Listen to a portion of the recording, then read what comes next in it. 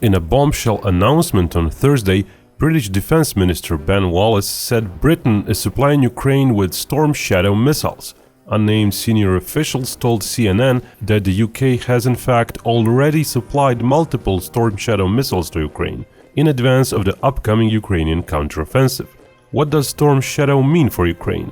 How might it impact the war? And is it a huge deal?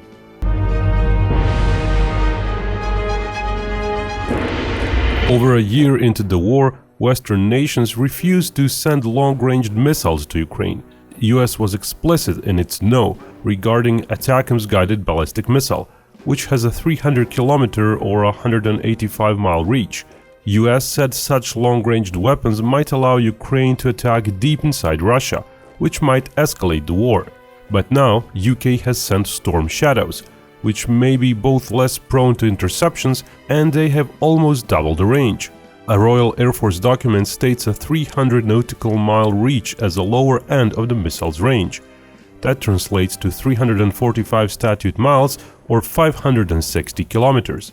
The missile is configured to be launched from aircraft, as the aircraft acts as a booster. It uses a turbojet engine and wings to fly like a small plane itself. Its planned flight profile is flying low and using both GPS and terrain matching system to guide itself to a predetermined target. Just like Ukrainian planes were modified to launch US HARM missiles and GPS-guided bombs, it is very likely the same planes are being modified to be able to deploy Storm Shadows.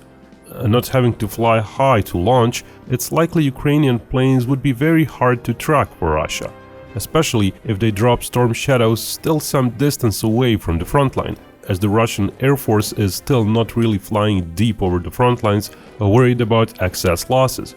Even when adding 100 miles for safe launch inside Ukraine, the missile would still have some additional 250 miles of reach beyond Ukraine's border or the front line. In practice, that means it could cover all this. That's most of Belarus and cities like Smolensk, Tula, Lipetsk and so on. Roundabout routes may lower chances of Russia intercepting the missile, though then the effective range would also be lower. And if performing a more risky launch just 40-ish miles away from the border with Russia, even entire Moscow could be covered. Of course, it remains to be seen if Ukraine would actually go for such targets inside Russia. Perhaps the UK stipulated no such targets may be attacked using their missiles, much like the US with the missiles their HIMARS launchers use. But even if large Russian cities and faraway bases are off limits to Ukraine, Storm Shadows might still be quite important. Ever since Ukraine got those GMLRS missiles for HIMARS, Russia had to move their field bases, logistics depots and important nodes farther away from the front line. That meant Russian forces were less efficient, as their support was not close by. Months ago, the US announced it would send small-diameter bombs, which almost doubled the reach of GMLRS. So Russia had to start preparing for those too, moving the obvious target facilities even farther away from the front line. Now, with the massive increase in reach that Storm Shadow brings, Russia might be forced to make its forces, its logistics, even less efficient, either moving those very far away or being forced to disperse them. Storm Shadow is an expensive stealthy cruise missile designed to evade enemy sensors. It was developed in the 1990s and entered service in 2002. While it was exported to 6 other countries, not counting Ukraine, France and UK remained the biggest users, with France having little under 500 missiles and UK having between 700 and 800 missiles remaining.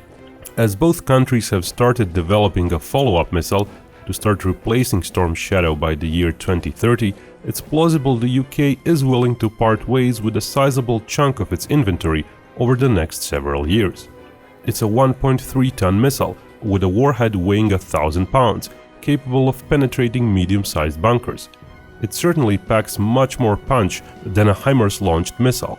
It remains to be seen if the missile will somehow be integrated onto the centerline of the MiG-29, which are the most plentiful planes Ukraine has.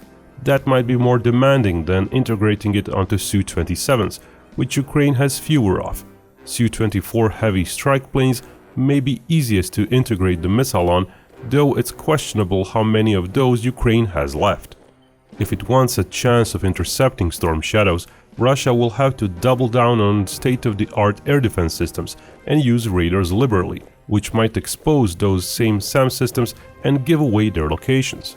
Even then, it's not so easy to detect a missile flying just dozens of meters above ground, made to give out very low radar returns.